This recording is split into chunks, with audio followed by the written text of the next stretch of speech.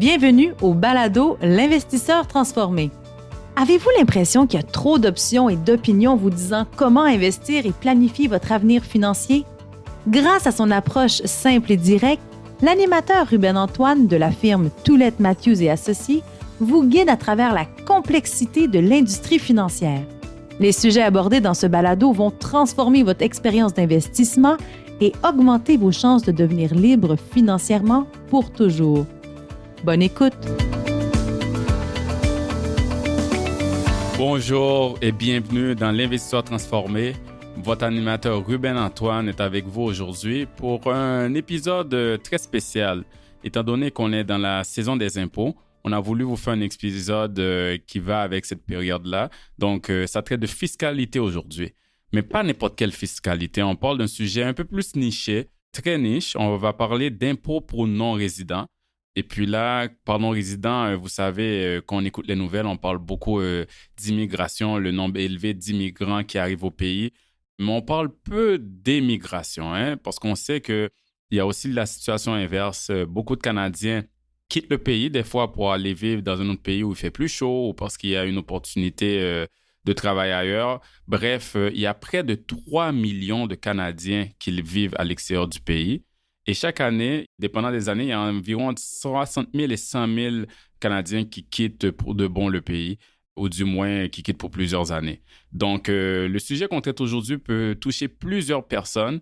On va vraiment aller en long et en large dans le sujet. On va explorer, par exemple, qu'est-ce qu'il faut faire quand on quitte le pays, parce qu'il y a des implications fiscales à juste quitter le pays et aussi des tâches administratives qu'il faut faire. Donc, il y a ça. Il y a aussi, quand on quitte le pays, qu'est-ce qui arrive si on a encore des revenus au Canada, que ce soit des revenus d'investissement ou des revenus immobiliers, parce qu'on a loué nos biens immobiliers. Qu'est-ce qui arrive si on garde notre maison? Et sur le sujet d'immobilier, justement, il y a beaucoup de complexité, il y a beaucoup de mythes et réalités sur la propriété immobilière en tant que non-résident qu'on va éclaircir aujourd'hui. Donc, c'est quand même complexe. Qu'est-ce qui arrive si on décide de revenir au pays? Donc, c'est quoi les tâches administratives de retour, les implications fiscales? Donc, on va aussi pour juste un autre exemple traité, vu qu'on sait que la crise immobilière au Canada, c'est un sujet de l'heure. On a souvent entendu parler des acheteurs étrangers ou non-résidents qui achètent des biens immobiliers à Vancouver, à Toronto et maintenant à Montréal, par exemple. Donc, le gouvernement a mis en place des mesures pour essayer de limiter ces achats-là ou aussi pour limiter des gens comme nous aussi pour juste acheter un bien immobilier et le laisser vide. Donc, c'est quoi ces mesures-là? On va entrer dans ces détails-là. Donc, vous voyez, il va y avoir quand même beaucoup de sujets, beaucoup de complexité quand même. C'est pour ça qu'il nous fallait une experte et on est chanceux d'avoir aujourd'hui avec nous Julie Côté, une comptable qui a sa propre firme du nom de Chaise Bleue, qui est spécialisée dans tout ce qui est non-résidence, fiscalité pour non-résidents, mais aussi immobilier pour les gens qui quittent ou pour les étrangers qui veulent acheter ici. Donc, très intéressant, très technique. Mais si vous sentez que ça s'applique à vous ou quelqu'un que vous connaissez, n'hésitez pas à partager l'épisode, à l'écouter pour en apprendre plus. Je vous souhaite une bonne écoute. Bonjour Julie, bienvenue sur le podcast L'Investisseur transformé. Bonjour Ruben, ça va bien? Ça va très bien, ça va très bien. Julie, on va commencer par apprendre un peu plus sur ton parcours professionnel.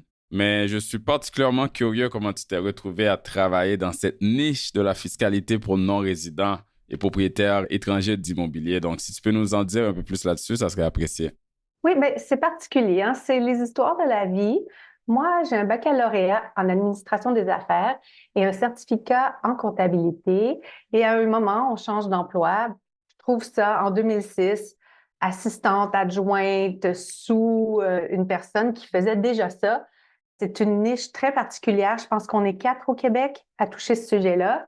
Donc, je rentre là en 2006, ne connaissant absolument rien, et la personne qui était là m'a formée. Quelques années plus tard, elle est partie dans un autre département. J'ai repris le relais. À l'époque, on avait peut-être 200 quelques clients et la clientèle clé était toute alentour du Mont-Tremblant. Il y a beaucoup d'investisseurs étrangers alentour des stations de ski, c'est compréhensible. Et ça, c'était la niche. Donc, on parle d'environ 200 clients à ce moment-là. Et on faisait que ça. C'est du récréo touristique. C'est une surniche, donc une niche dans une niche. C'était très intéressant. Et puis là, en 2011-12, j'ai commencé à développer Montréal. Là, on tombait dans le résidentiel, c'est similaire. Donc, on a développé ça auprès des courtiers, auprès des notaires, auprès des clients. Et maintenant, 16 ans plus tard, je suis rendue avec presque 500 clients réguliers et on assiste à peu près 200, 250 ventes de propriétés par année, donc des reventes. C'est rendu une super belle niche où on s'attendait à rien, puis finalement, avec un petit peu d'effort, ça a fructifié. Et c'est un domaine qui est très, très vivant. C'est beaucoup de l'individu. Donc, on vient chercher des émotions. L'immobilier et l'individu, c'est quelque chose depuis le début des temps que c'est lié émotivement. Donc, on parle pas tant business, on parle plus de vie quotidienne, de gens normaux, et c'est vraiment intéressant. Puis tu travaillais pour une autre firme comptable avant et éventuellement, tu as lancé ta propre firme, Chaise Bleue? Exactement. Donc, depuis 2006, bon, toutes les firmes où j'ai travaillé se sont faites racheter d'une façon ou d'une autre. Donc, on a fait peut-être saute-mouton d'une place à l'autre. La dernière place où j'étais était un grand cabinet, le 5e plus grand cabinet au monde, BDO Canada. Et en mai 2023, je suis partie de mes propres ailes. J'ai ouvert mon cabinet privé où j'ai continué mes activités professionnelles de la même façon, avec les mêmes clients. Donc, maintenant, je suis autonome, cabinet Chaise Bleue. OK, vraiment intéressant. Et tu as cette expertise dans tout ce qui a trait à la fiscalité pour non-résidents. Donc, parlons justement du statut de non-résident. On le voit parfois, des gens qui décident de quitter le pays, soit parce qu'ils ont une opportunité d'emploi à l'étranger ou pour des raisons familiales, ou on le sait, il fait froid ici, donc des fois, on décide d'aller passer notre retraite dans une région tropicale. Donc, quelle est la procédure à suivre pour devenir un non-résident du Canada? C'est une excellente question. On en voit beaucoup, on en accompagne beaucoup. La spécialité des non-résidents, c'est très, très particulier parce que d'une situation à l'autre, les facteurs changent tout. C'est vraiment une question d'être résident ou non-résident. Beaucoup, le gouvernement va se baser sur les intentions et sur où on habite, où est-ce qu'on est physiquement. Puis par la suite, va vouloir peut-être évaluer des critères secondaires. Les critères secondaires et les critères tertiaires. Donc, principal, c'est où est-ce qu'on est? Est-ce qu'on est physiquement au Canada de façon habituelle? Est-ce que notre vie habituelle est au Canada? Ensuite de ça, des critères secondaires, c'est beaucoup en lien avec notre famille. Est-ce qu'on a des enfants dont on a la garde qui habitent au Canada? Est-ce qu'on a un conjoint dont on n'est pas séparé qui habite encore au Canada? Mais encore là, j'ai des clients qui, toute leur famille est au Canada et eux sont à Dubaï et la personne qui est à Dubaï est non résident et tout le reste de sa famille est résident canadien. Ensuite de ça, on tombe dans le troisième niveau de lien. Là, on va parler des comptes bancaires, de propriété, d'investissement, de voitures, de vêtements. Mais on va être honnête là, que la présence au Canada représente à peu près 90 dans la balance. La famille, un 5, 6, 7 puis les autres actifs, c'est des peanuts. C'est vraiment pas grand-chose. C'est des facteurs que si on a tout ça de rassembler, il y a beaucoup plus de chances qu'on se retrouve à être résident canadien. Le gouvernement a intérêt à nous considérer résidents canadiens la majorité du temps parce qu'ils veulent nous fiscaliser sur nos revenus perçus ou gagnés à l'extérieur du Canada. Mais parfois, c'est clair, blanc versus noir, que la personne, elle est non résidente. Donc, à ce moment-là, on ne se pose même pas la question. Quand on se pose la question, puis que c'est vague, on encourage nos clients à demander une détermination de statut de résidence auprès de Revenu Canada. C'est la seule entité qui peut déterminer, hors de tout doute, la résidence fiscale de quelqu'un. Ça se fait à travers une série de formulaires, le NR73, quitter le Canada, et c'est un formulaire de 4 pages qui demande ce que vous avez dans un pays, ce que vous avez dans l'autre pays, quelles sont vos intentions, si vous avez l'intention de revenir à court terme, moyen terme, long terme. C'est sûr que quand l'intention de revenir à long terme, elle est plus visible, on tombe dans le non-résident. Le gouvernement n'aime pas trop les gens qui rentrent, qui sortent, qui rentrent, qui sortent. Donc, le court terme, souvent, va être considéré comme un résident canadien malgré qu'il habite à l'extérieur. Mais tout ça, bien entendu, consultez un spécialiste en la matière. Référez-vous à Revenu Canada là, pour faire les déterminations. Ah, je suis complètement d'accord avec toi. Puis on entend souvent parler de, tu parlais des critères primaires, secondaires, tertiaires. Là, on entend souvent les gens disent il faut couper tous les liens, il faut avec le Canada pour éviter des conséquences fiscales fâcheuses. C'est de ça que tu fais référence. Hein? C'est de toute cette détermination-là de voir c'est quoi les liens, puis c'est quoi que le gouvernement va considérer plus important et moins important. Et puis c'est une détermination vraiment importante à faire pour pas avoir de surprise. Exact. Il faut faire attention. On n'est pas obligé de se départir d'absolument tout. C'est pas parce qu'il nous reste le chalet à Mont-Tremblant que soudainement on va devenir résident canadien malgré qu'on habite aux États-Unis depuis 5 ans. Donc, il faut faire la part des choses. Dans une situation comme celle-là, exemple, j'aurais un chalet à Mont-Tremblant et j'habite en Floride de façon régulière, mais je suis tout le temps, je passe 5, presque 6 mois au Canada dans mon chalet à Tremblant. Peut-être que là, ça va peser dans la balance. Tandis que si je fais seulement le posséder, je viens 2, 3 semaines dans l'été, c'est ma famille qui s'en sert, je le loue, quelque chose comme ça. Vraiment, là, le poids dans la balance, il n'est pas très lourd. Moi, je le vois toujours comme une balance. Qu'est-ce le poids vers le pays où on habite et le poids vers le Canada? C'est sûr que je dis jamais à mes clients de fermer leur compte bancaire. C'est toujours utile. Ils peuvent garder leur REER, ils peuvent garder leurs investissements. Ce qui est dangereux un peu ou plus problématique, c'est quand on a des parts d'entreprise. Ça devient compliqué pour l'entreprise. Ça ne fait pas non plus nécessairement de nous un résident canadien, mais il y a des choses là, qu'il faudrait mieux ficeler avant de s'en aller. Tout ce que tu viens de partager, Julie, ça me rappelle beaucoup de souvenirs parce que moi-même, quand j'ai eu mon titre CA, l'ancien titre comptable qui est devenu CPA maintenant, je me souviens dès que je l'ai eu en poche. Moi, je viens des Caraïbes originellement, donc on s'entend l'hiver, j'aime pas trop ça. Quand j'ai eu mon titre, je me suis dit, c'est tout, je l'ai en poche, je repars dans les Caraïbes. Et puis, j'ai déménagé, en fin de compte, aux Îles-Vierges avec ma conjointe. Puis, on a dû passer à travers tout le processus que tu viens d'exprimer, de couper beaucoup de liens. Heureusement, j'étais plus jeune, j'avais pas encore de maison, j'avais une auto, je l'ai vendue, coupé la carte maladie, mais j'ai gardé mon permis de conduire, un compte bancaire. Là, je suis revenu, mais dans le temps, j'avais aucune intention de revenir. Là, j'étais comme, c'est fini avec l'hiver. Mais c'est sûr que c'est un processus, comme tu dis, puis c'est vraiment important de pas juste partir, hein, de s'informer, de consulter un professionnel pour faire les choses correctement, définitivement. Très bien dit. Consultez dès que vous avez l'intention, vous formulez le projet de déménager du Canada. Ce n'est pas une petite chose que de quitter un pays pour un autre. Idem pour venir au Canada à partir d'un autre pays. Toujours consulter un professionnel. Voyez quelles sont les implications avant de faire votre move, votre geste définitif. Parce qu'après les faits, on ne peut plus rien corriger, on ne peut plus rien réaligner, on doit seulement gérer les conséquences. Exactement. Mais justement, à la date de départ du Canada, c'est quoi les règles, c'est quoi les obligations fiscales de partir et puis toute implication après s'il y a lieu d'être non-résident? C'est une très bonne question. Merci beaucoup de l'apporter.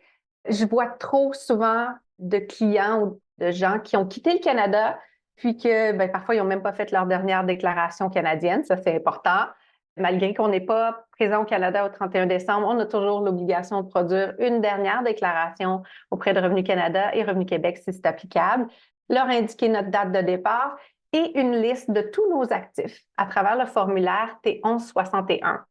Ce formulaire-là, 9 fois sur 10 n'a pas été complété.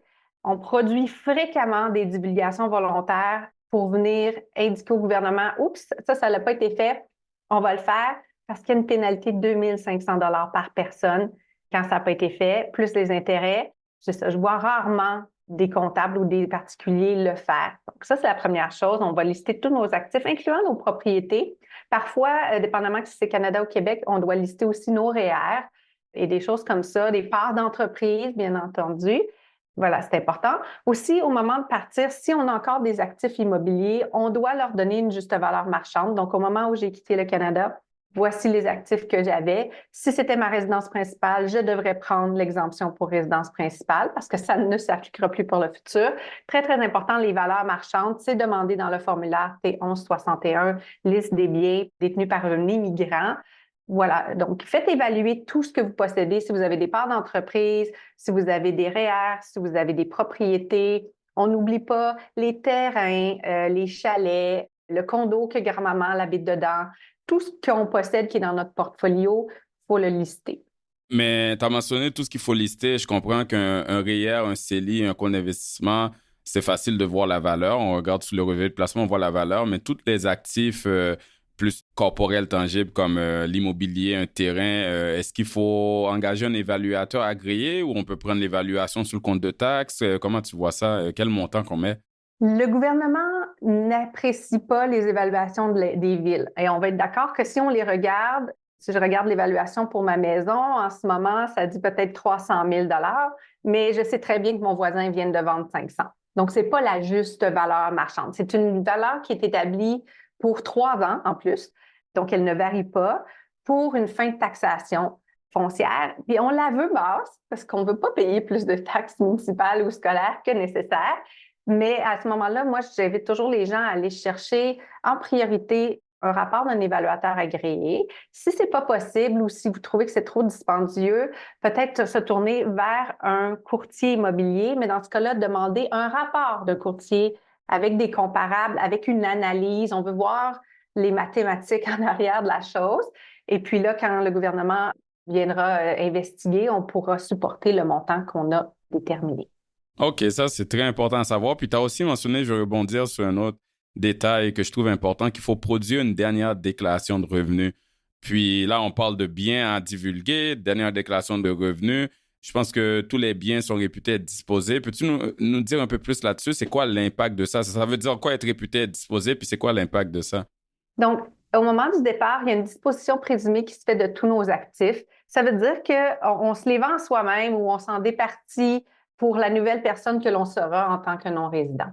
Donc, ils sont vendus, mais pas vendus, genre. Exact. Le gouvernement veut aller chercher son impôt, dans le fond. Il n'y aura pas d'impôt. Dans la majorité des cas, il n'y aurait pas d'impôt parce que, la maison qui est notre résidence principale, on va venir prendre l'exemption.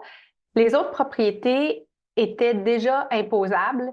Elles vont continuer leur fil de vie en étant imposables. On ne paye pas de l'impôt sur la plus-value à ce moment-là. On va la payer lorsqu'on va vendre. OK. Le plus important, c'est vraiment la résidence principale, venir fixer cette valeur-là parce que dans le futur, ça va avoir une conséquence. Puis bien sûr, on veut la valeur la plus élevée possible pour un prochain bond vers une revente.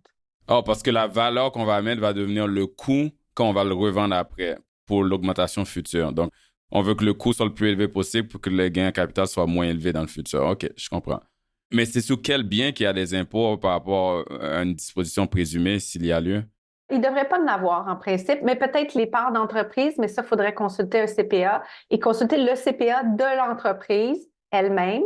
Peut-être pas quelqu'un qui fait nos impôts, mais la personne qui fait les impôts de l'entreprise pour voir quel type d'action il s'agit, est-ce que c'est privilégié, ça ne l'est pas, etc. Il y a tellement de choses dans le corporatif, il faut vraiment faire attention.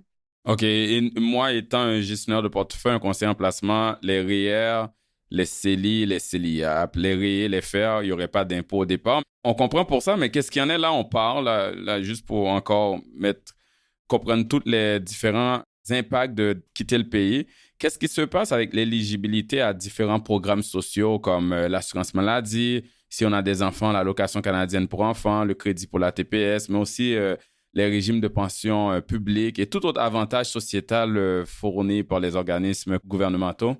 Je recommande toujours à mes clients d'aviser le gouvernement le plus rapidement possible, les gouvernements, de leur départ s'ils reçoivent des prestations de quelque source que ce soit.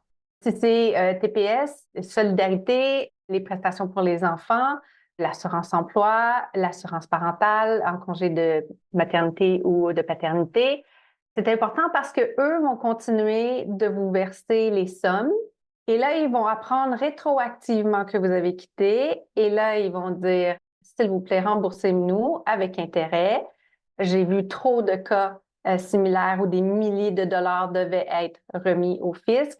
Donc, très important, aviser pas seulement Revenu Canada et Revenu Québec, appeler ces organismes parce que malheureusement, ils ne se parlent pas trop.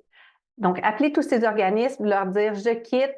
Puis là, si vous ont déjà versé quelque chose pour une période qui dépasse, ils vont probablement faire un prorata, vous demander une différence. Ou si c'est une date future, ils vont vous faire votre débourser là, d'une façon proratée. Parce que dans le fond, je comprends, c'est logique. Si on part, donc on ne va plus payer de l'impôt au Canada, on ne devrait plus être éligible à ces différents programmes sociaux-là. Donc, on perd notre éligibilité. Donc, c'est important, je comprends, de contacter les instances gouvernementales pour les laisser savoir qu'on part pour éviter de rembourser le tout. Mais est-ce qu'il faut aussi contacter les institutions financières où on a des comptes, par exemple? C'est excellent que vous me posez cette question-là. Oui, il faut aviser vos banques que votre statut fiscal a changé. Vous allez taxer un peu différemment. En fait, vous allez taxer à la source plutôt que d'être taxé au moment où normalement vous produiriez vos impôts, vos déclarations d'impôts. Ils vont vous faire la retenue à la base selon les prescriptions fiscales, dépendamment du type de revenu, etc. Vraiment très important d'aviser les institutions financières. Si l'une d'entre elles ne comprend pas trop le concept, je recommande à mes clients d'aller encore une fois chercher la détermination du statut avec Revenu Canada pour que vous receviez une belle lettre que vous envoyez ensuite à votre institution financière pour me démontrer que vous êtes vraiment non-résident, que vous devez être imposé de cette façon-là.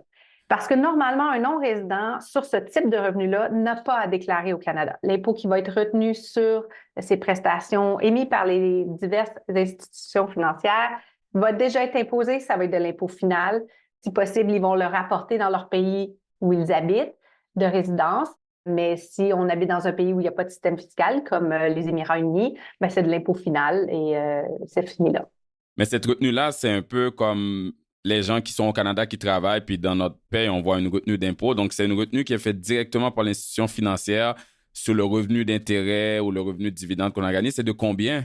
Ça varie de 10 à 25 En lien avec la carte d'assurance maladie, normalement, on devrait la remettre, la retourner lorsqu'on quitte.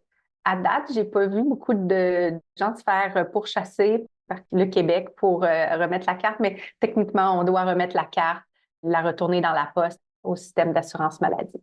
Je pense que peut-être que les gens se feraient pourchasser s'ils reviennent en vacances ici puis essaient d'utiliser le système de santé. Moi, je ne me rappelle pas si je l'avais remis, mais j'avais appelé, puis ils avaient annulé. Ils m'avaient dit que c'est fini. Là, je ne peux plus avoir accès, mais je ne me rappelle pas qu'est-ce que j'avais fait, mais c'est un bon point. Parlons de quelques cas communs au niveau des actifs, REER, CELI, etc. Qu'est-ce qui se passe en étant non-résident? Est-ce qu'il y a des impacts fiscaux ou des considérations à prendre en compte? En fait, le REER, on peut le conserver, il n'y a vraiment pas de problème. On peut continuer d'y contribuer sans aucun problème. C'est sûr que notre plafond ne va pas augmenter avec les années puisqu'on n'a pas de revenus imposables à déclarer au Canada. Vous savez que c'est relié avec chaque année notre revenu. Donc, on peut toujours le plafonner, il n'y a vraiment pas de problème. Ça ne donne pas vraiment de crédit d'impôt. Moi, j'ai des clients qui ont du revenu de location, puis on le met, mais ça fait quelques dollars, c'est vraiment pas grand-chose. C'est vraiment pour les gens qui ont l'intention de revenir se retraiter au Canada. Donc ça vaut la peine de le continuer. Si jamais vous voulez sortir le REER pendant que vous êtes non-résident, c'est un petit peu plus avantageux parce que le taux d'impôt, il est plus bas.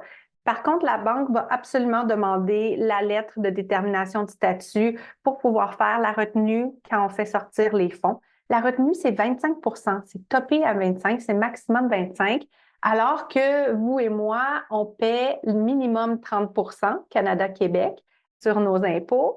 Donc, c'est très avantageux de le sortir pendant qu'on est non-résident. C'est sûr que c'est toujours dans l'optique qu'on ne reviendra pas se retraiter au Canada. Ça, c'est pour les REER. Les CELI, on peut les garder, on peut les sortir, vraiment pas de problème, mais c'est totalement interdit de continuer d'y contribuer. Ils vont le voir tout de suite, ils vont vous faire une pénalité, c'est assez horrible, ils vont le sortir, etc. On ne veut pas de ça. Donc, les CELI, gardez-les si vous avez l'intention de revenir au Canada ou s'ils font une belle fructification, laissez-les là, mais autrement, vous pouvez les sortir. Pour le régime d'épargne pour les enfants, c'est un peu plus compliqué. C'est un petit peu du cas par cas, dépendamment à quel âge vous avez commencé, si le gouvernement a donné ses parts. Techniquement, vous pouvez sortir la portion que vous avez mis. Vous allez perdre la portion du gouvernement, bien entendu. Julie, continuons dans l'immobilier. Un citoyen, un résident canadien possède une maison, peut-être un chalet, une propriété à revenus. Puis là, il quitte le pays. Donc, certains disent qu'il faut absolument vendre tous les biens immobiliers si l'on part ailleurs. Est-ce que c'est un mythe? Est-ce que c'est vrai? Dans mon opinion et dans mon expérience, ce n'est pas vrai. J'ai beaucoup de clients qui ont quitté le Canada, conservent leur propriété ici. Ce que les gens ont peur, puis ça vient rejouer dans notre détermination de statut de résidence, les gens ont vraiment peur que leur maison, leur chalet fasse d'eux des résidents fiscaux du Canada et que là, ils soient pris pour payer de l'impôt au Canada. Si tous les autres facteurs sont importants, c'est-à-dire qu'on n'est pas physiquement au Canada, disons que toute notre famille est avec nous aux États-Unis ou en France, la maison au Canada va avoir un poids insignifiant dans la balance, à savoir où on habite. Ensuite de ça, il n'y a pas d'impôt particulier à payer si on est citoyen canadien ou résident permanent du Canada en lien avec ces propriétés-là. Bien entendu, si c'est une propriété à revenus, on va avoir des obligations fiscales envers le Canada. Tout revenu qui est généré au Canada est imposé au Canada, que ce soit le revenu de location. Tantôt, on a parlé des revenus de placement, mais eux sont imposés à la source. Et sur le gain en capital, que ce soit de vente d'actions ou de vente de propriété. Mais mis à part ça, si on est citoyen canadien ou résident permanent, puis que nos actifs ne font rien, on n'a rien à faire. Si on pense aux Canadiens qui ont quitté, qui ont un bien immobilier, qui décident de le louer, mais là, pendant qu'ils sont non-résidents, ça serait quoi leurs obligations par rapport à ça? Les obligations pendant que quelqu'un est non-résident, et ça inclut les non-canadiens, il y a une retenue de 25 des loyers bruts qui doit être envoyée à Revenu Canada à tous les mois. Ça s'appelle la partie 13 de la loi de l'impôt. Donc ça, c'est l'obligation numéro 1. Avant de faire toute autre chose, on doit faire une retenue à la source de 25 et l'envoyer au fisc. À la fin de l'année, on peut produire une déclaration d'impôt, mais réclamer cet impôt qui aura été payé à l'avance en divulguant nos dépenses contre nos revenus. Donc ça, c'est très, très important. Beaucoup de gens ne font que la deuxième partie qui était conditionnelle à la première, c'est-à-dire qu'ils produisent la déclaration d'impôt pensant qu'ils sont corrects, alors qu'ils ont un manquement en amont, c'est-à-dire qu'ils n'ont pas fait les retenues de 25 tous les mois. Voyez les retenues de 25 comme la déduction que votre employeur fait sur votre paye, qui fait qu'au bout de la ligne, une partie de votre impôt est déjà payée sur votre revenu. C'est identique pour les non-résidents. Défaut de remettre le 25 engendre une pénalité sous la forme d'un intérêt de 10 et sur plusieurs années, ça monte à des milliers et des milliers de dollars. Malgré que la personne aurait fait ses déclarations d'impôt et payé l'impôt final, si cette portion-là n'a pas été faite, on les rattrape au moment de la vente et là, on les cotise dans le passé sans limite. C'est-à-dire qu'on peut retourner jusqu'à l'acquisition de la propriété et non pas 7 ans. Donc, c'est très, très pénalisant. Encore une fois, si moi, la petite chose que je veux mettre dans la tête des gens, vous générez un revenu au Canada, tout de suite, son de cloche, parlez à votre comptable. Puis si on ne produit pas cette déclaration de revenus-là, est-ce qu'il y a des conséquences? Comme toujours, quand on... Je ne sais pas pourquoi je pose la question. Oui, il va y avoir des conséquences. Puis là, les gens me demandent souvent, oui, mais comment ils vont le savoir? Ils vont le savoir quand vous allez vendre. Au moment de la vente, il y a une petite barrière fiscale qui se lève. Le notaire a des obligations légales et fiscales. Et là, tout remonte à la surface et, bon, pénalité, intérêt, etc. viennent en jeu. OK, donc pour continuer avec la chaîne d'idées, on part, on décide de garder ce bien immobilier-là ou cette propriété à revenus parce qu'on n'est pas obligé de le vendre. On fait nos obligations fiscales chaque année, on fait notre déclaration de revenus, on paie notre impôt s'il y a lieu. Mais on est devenu non-résident maintenant et plus tard, on décide de vendre son bien immobilier pendant qu'on vit à l'étranger. Est-ce qu'il y a des implications fiscales à ça? Oui, et ça, on fait beaucoup de consultations là-dedans, puis ça va aussi rentrer dans, quand je vous disais tantôt, consulter quelqu'un avant de partir du Canada. C'est une action qui est très importante.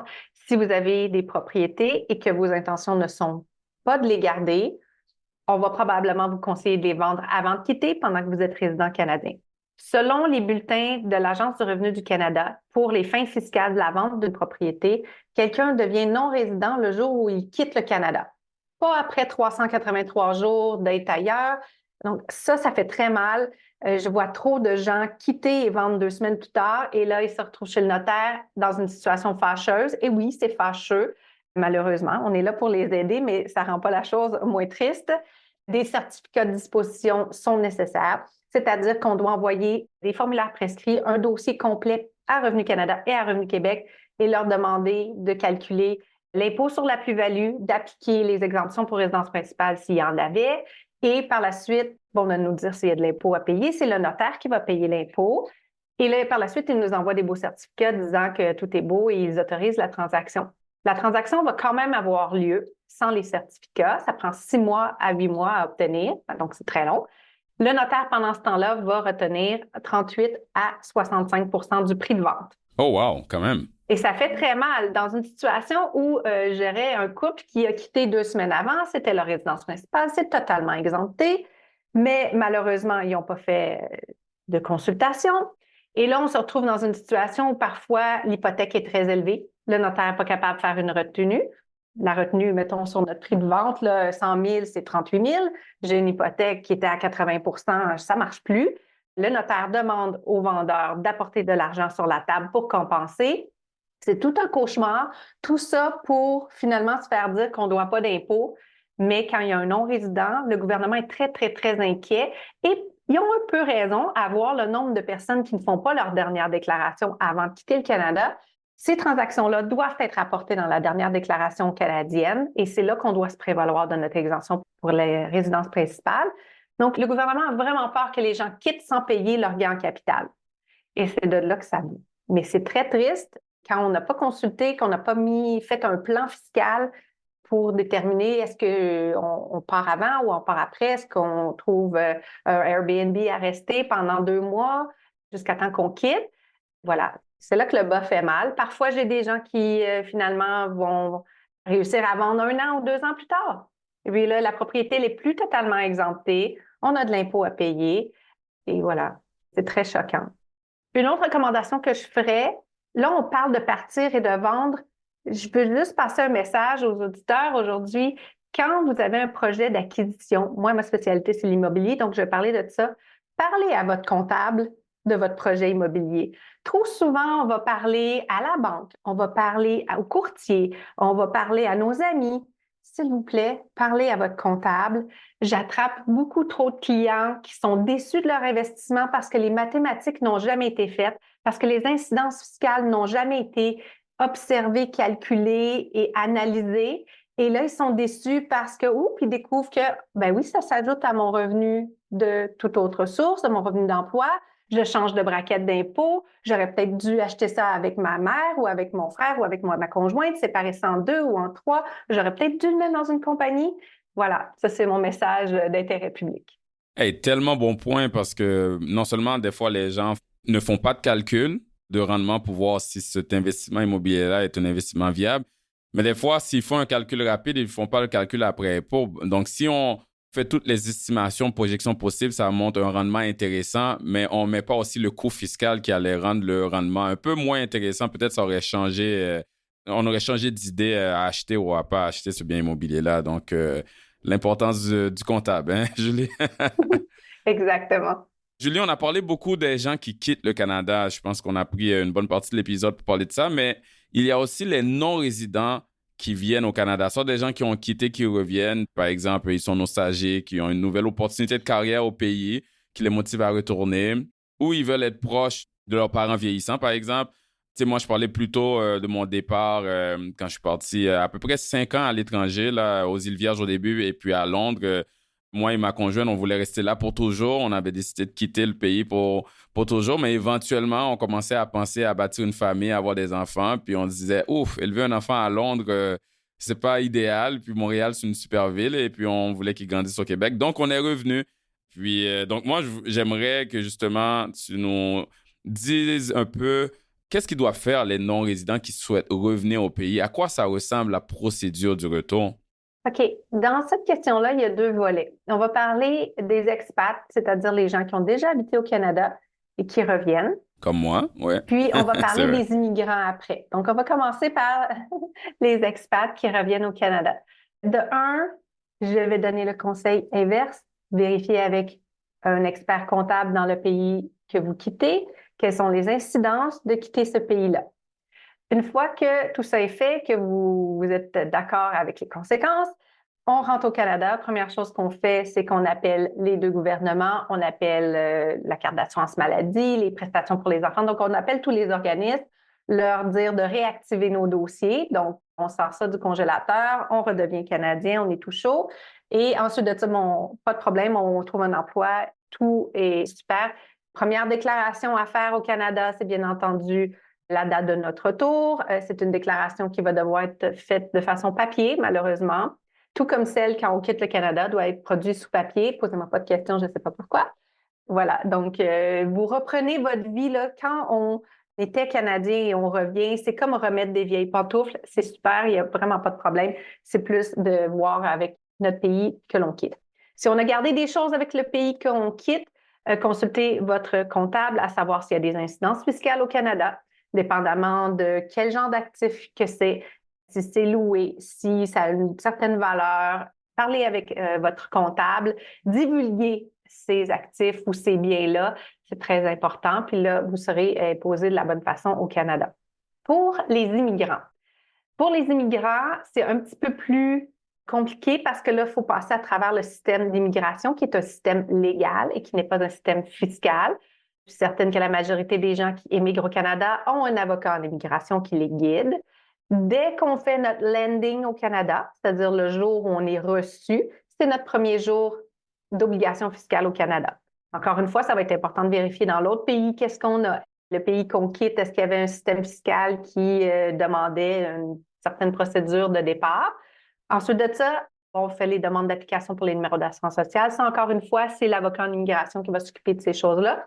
Et puis là, on devient imposable le jour où on atterrit au Canada. On appelle ça le landing day, où tout ce qu'on possède et tout ce qu'on génère à travers le monde devient imposable au Canada. Là, si je reviens aux expats, on a parlé beaucoup d'immobilier. Donc, mettons qu'on prend un Canadien qui est parti, mais qui avait gardé sa maison principale, qui est devenu un bien locatif. Tu sais, il l'a loué en attendant. Et là, il veut reprendre sa maison comme résidence principale. Il y a des choses à faire attention ici. Ah, absolument, ça arrive trop souvent. Mais ça, en fait, ça va faire partie de ce qu'on va se parler quand la personne va quitter. Mais mettons que la personne n'a pas consulté et n'a pas fait de plan fiscal pour son départ et son retour. Souvent, je vais demander à mes clients quelles sont vos intentions. OK, cette maison-là, c'était votre résidence principale. Oui, maintenant, vous allez la louer. Mais sachez que quand vous allez revenir, si vous voulez réintégrer cette maison-là, ce n'était plus une résidence principale, c'était un actif, c'était un investissement. Et là, vous faites une conversion, un changement d'usage de investissement à personnel et il va y avoir une imposition. Il y a une juste valeur qui va être établie au moment de votre réintégration du logement entre la juste valeur marchande au moment de votre départ et la nouvelle juste valeur marchande. Vous le vendez à vous-même, bref. C'est pas très avantageux. Nous, dans des dossiers comme ça, c'est bien entendu, on ne prend pas d'amortissement sur quoi que ce soit pour pas qu'il y ait d'amortissement qui est repayable à ce moment-là. Mais moi, je remets toujours l'idée dans la tête de mes clients que sachez que si vous réintégrez, vous allez avoir un impôt à payer. Soyez conscient de ça. Donc ça, c'est un choix. On revient, on reprend possession de ce bien-là. Le deuxième choix, c'est on le vend, puis on achète autre chose. Comme ça, on a le gain en capital, on a un gentil acheteur qui nous a amené de l'argent pour payer l'impôt. En plus, on a récupéré notre capital investi, puis là, on achète autre chose. Ou on achète carrément autre chose et on garde cette première propriété-là comme un investissement. Donc, dans le fond, c'est comme trois choix. Il y en a deux qui se ressemblent énormément. Ça dépend vraiment des capacités financières des gens. Il y a des gens qui vont être capables de réhypothéquer la première maison pour acheter une deuxième maison. Mais au moins, ils sont conscients que s'ils reviennent et ils reprennent cette propriété-là du locatif vers le personnel, il y a une imposition qui va avoir lieu. Tantôt, à ma question précédente, quand je parlais des Canadiens qui reviennent, tu as fait la distinction entre le Canadien qui était parti qui revient ou l'immigrant là, qui arrive au Canada comme nouvelle terre d'accueil. Mais mettons, si on parle d'une troisième catégorie qui sont ni les Canadiens, ni l'immigrant qui veut vivre ici, mais des étrangers qui veulent acheter un bien immobilier au Canada. On le sait, là, c'est un sujet quand même chaud ces dernières années, étant donné toute la spéculation immobilière qu'il y a dans notre pays, la hausse des prix des maisons et tous les problèmes d'abordabilité qu'on voit au Canada en ce moment. Donc, le gouvernement a adopté des mesures pour essayer de freiner un peu les acquisitions de biens immobiliers par des acheteurs étrangers. C'est quoi tes commentaires là-dessus? Donc, on parle ici du moratoire interdisant aux non-Canadiens, c'est-à-dire les gens. Il y a juste deux catégories qui ne sont pas des non-Canadiens, c'est les citoyens canadiens et les résidents permanents du Canada. Toutes les autres personnes sont des non-Canadiens, leur interdisant l'accès aux propriétés résidentielles. Propriétés résidentielles, c'est les suivantes: un condo, une maison en rangée, une maison, un condo en indivis ou un appartement en indivis, un duplex, un triplex. Donc, ils sont limités du condo jusqu'au triplex. Ils n'ont pas le droit d'acheter dans les zones urbaines. Ils pourraient acheter un quintuplex. Voilà, quadruplex. Parce que c'est comme quasiment quadruplex ou quintuplex en montant, c'est rendu quasiment comme du commercial. Ouais. Vous avez raison. Le gouvernement ne qualifie pas les quadruplex de résidentiels. Voilà. On va parler des zones. C'est les zones urbaines et vous pourriez être très surpris de ce qui constitue une zone urbaine. Et ça prend un certain nombre d'habitants par mètre carré Je peux juste vous dire qu'il y a plein de villes au Saguenay qui se qualifient comme zone urbaine. C'est très, très, très surprenant. OK, c'est pas obligé d'être Montréal, Québec, les Non. grandes villes. OK. Si on parle de la région de Montréal, ça va aller, je vous donne un exemple, Montréal, vers le nord, ça va jusqu'à Saint-Sauveur inclusivement. Donc, Tremblant est safe. Tremblant, c'est correct. Et ensuite, vers la rive sud, là, on se retrouve jusqu'à Marieville. On est quand même rendu un peu dans la campagne, là, à Marieville. Donc, c'est vraiment, ils veulent que les non-Canadiens, s'ils veulent acheter quelque chose, ça va être un chalet. Donc, un chalet, on va se parler en fait de l'objectif de ce moratoire-là. L'objectif est de remettre dans les mains des Canadiens pour que les Canadiens y habitent des propriétés résidentielles. Est-ce que ça fonctionne? Je ne suis pas certaine. Honnêtement, Statistique Canada a des chiffres en lien avec le nombre de non-Canadiens qui détiennent des propriétés au Canada. À travers le Canada, on est à moins de 2 %. Au Québec, on est à 1 % et le plus haut pourcentage, bien entendu, c'est en Colombie-Britannique, on est à 3-4. C'est sûr qu'on est plus dans le condo aussi. Les étrangers investissent plus dans le condo, surtout en Colombie-Britannique où le condo est comme à 6 %. Ceci dit. Donc, ce que le gouvernement fait avec les zones, c'est que si on achète un chalet, on n'empêche pas une petite famille canadienne d'habiter dans un endroit proche d'une grande ville où la majorité des gens habitent et travaillent. Voilà. Donc, ça, c'est venu en effet le 1er janvier 2023. Toutes les personnes qui ont acheté du condo neuf, ça, il faut que j'en parle parce qu'il y en a beaucoup, du condo neuf ou de la maison neuve, les maisons, c'est moins souvent, c'est plus des condos, qui ont signé une offre d'achat avec le contracteur avant la mise en place du moratoire, ont le droit de notarier. Leur offre d'achat n'est pas contestée, elle est toujours valide parce qu'ils sont entrés dans cette entente avant que le moratoire soit en fonction. Donc, on va encore en voir de l'étranger qui achète du condo au centre-ville de Montréal. J'en ai énormément encore. Donc, ça, c'est pour le moratoire. Mais Julie, est-ce qu'il y a des exceptions aux gens qui peuvent acheter? Puis, c'est supposé durer combien de temps, jusqu'à quand, ce moratoire-là? Le moratoire est géré par la SCHL. Ils ont un très beau site web qui est très, très bien expliqué, très détaillé. Éventuellement, là, plus les gens s'habituaient au moratoire, ils sont venus avec des petits amendés. Je suis heureuse de vous annoncer que toute personne qui est sur un visa de travail, sur lequel il reste au moins 183 jours, c'est-à-dire 6 mois, au moment de notarier, donc de passer chez le notaire, peut acheter. Donc, quelqu'un qui habite au Canada, qui est sur un visa de travail, peut acheter une propriété sans problème. Son conjoint ou sa conjointe qui ne serait pas normalement éligible peut acheter avec eux. Moi, j'appelle ça le piggyback, mais c'est lié au conjoint-conjointe. On ne peut pas acheter avec papa, maman, frère, sœur, cousin, les amis. C'est vraiment limité à ces personnes-là. Ils ont mis des restrictions sur les étudiants. Honnêtement, les étudiants, j'en verrais pas un seul se qualifier pour l'acquisition de propriété. Et je pense que c'est fait de façon volontaire parce que les étudiants ont tendance à quitter dès qu'ils ont terminé. Les étudiants doivent être ici depuis 5 ans, avoir produit 5 déclarations d'impôts et être limités à 500 000 sur la valeur de la propriété qu'ils achètent. C'est très, très, très limitant. Moi, j'en connais pas d'étudiants qui sont ici depuis 5 ans et qui produisent des déclarations d'impôts. Donc, c'était une façon de les inclure et de les exclure en même temps. Je ne vais pas vous parler des réfugiés et de toute cette panoplie-là. Ça relève vraiment de l'immigration. Ces gens-là doivent avoir une lettre spécifique, blablabla, qui les rend éligibles à l'acquisition de propriété. Pour ce qui est de la durée, bien, ça avait été annoncé pour 2 ans, renouvelable.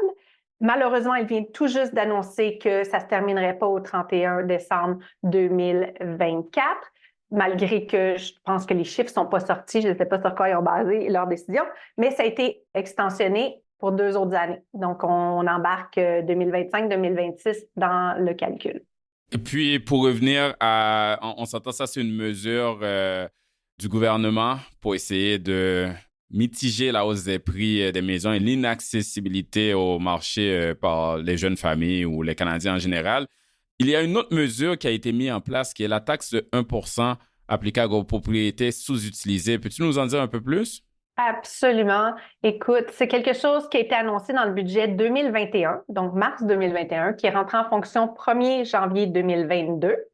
La première production devait avoir lieu le 30 avril 2023, donc c'est quelque chose qu'on produit à la fin de l'année, comme les impôts.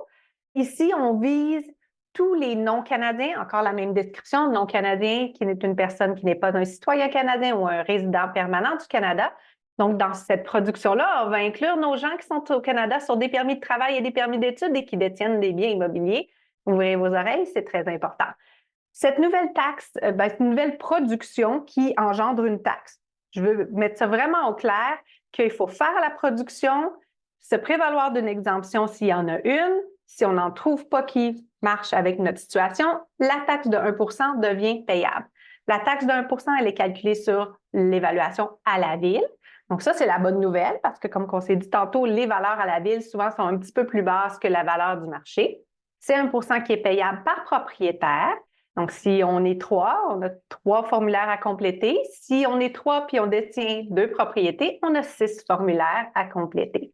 Mais on voit ça dans les nouvelles. C'est quoi exactement? Comment ils vont savoir que j'ai un condo qui est vide ou une propriété qui n'est pas utilisée pour me taxer là-dessus, pour me motiver à la louer ou quoi que ce soit? Comment ils vont déterminer ça? Dans un premier lieu, on a les gens qui vont produire le formulaire, qui vont être obéissants.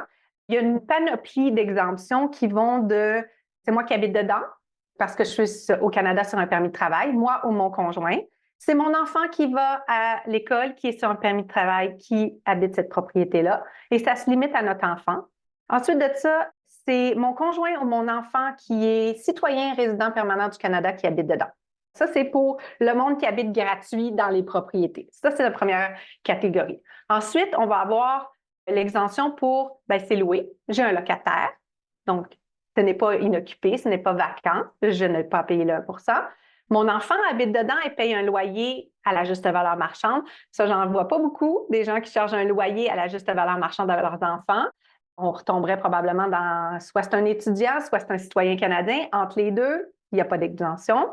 Puis là, il y a toutes sortes d'exemptions pour c'était endommagé, c'était en rénovation, c'est situé dans un endroit, un chalet qui n'a pas d'isolation, c'est 3 saisons. La route n'est pas ouverte l'hiver, ça, il n'y en a pas beaucoup. À part ça, il y a quelques-unes, là. L'année d'acquisition, l'année du décès, bien entendu, l'année où on vend, on n'a pas à le faire. Ça fait pas mal le tour des exemptions disponibles. Donc, si je comprends bien, c'est de l'autodivulgation. Dans le fond, tout le monde qui détient nos propriétés doit faire un choix de leur situation par rapport à cette propriété-là. Tu sais, je vis dedans, c'est loué. Et c'est comme ça qu'ils vont voir dans quel cas qu'on tombe pour voir si, en fin de compte, c'est sous-utilisé et nous charger la taxe. Et voilà. On commence déjà à avoir des contrôles fiscaux en lien avec la TLSU de 2022, qui était la première année. On remarque qu'ils contrôlent quand c'est un étudiant qui habite dans le bien. Ils veulent avoir les transcripts de l'école, les cartes de crédit, etc., montrer que cet enfant-là habitait bien dans les lieux. Le deuxième qu'on a vu, c'est la personne habite physiquement dans cette propriété-là. Ça, c'est notre exemple du travailleur, la personne qui est sur un visa de travail. Et le troisième, c'est le locatif, que je trouve un peu aberrant parce que ces gens-là produisent déjà une déclaration d'impôt. C'est facile de faire le lien, de voir que ça fait 10 ans que c'est loué. Malgré, on reçoit quand même des demandes là-dessus. Et c'est assez exhaustif comme contrôle fiscal, je vais être honnête avec vous. Et vous vous souvenez, tantôt, on a parlé au moment de la vente, comment le gouvernement va savoir si on a omis nos obligations fiscales. Ils ont ajouté la TLSU dans les obligations fiscales à vérifier quand quelqu'un vend sa propriété. Donc, la majorité de ces contrôles fiscaux-là viennent du fait que quelqu'un a vendu une propriété. Donc, tout, absolument tout doit être produit. Qu'est-ce qui arrive si on ne produit pas? 5 000 de pénalité par propriétaire, par propriété. J'ai un cas en ce moment où on se ramasse à presque 40 000 de pénalité si on ne produit pas. Ça va assez vite.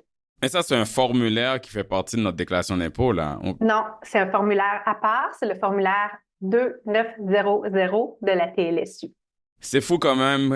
C'est fou, hein? Je pense que notre conversation, ça démontre encore une fois à quel point la fiscalité au Québec, au Canada, c'est complexe. Il y a beaucoup d'exceptions, de détails, de particularités selon notre situation personnelle.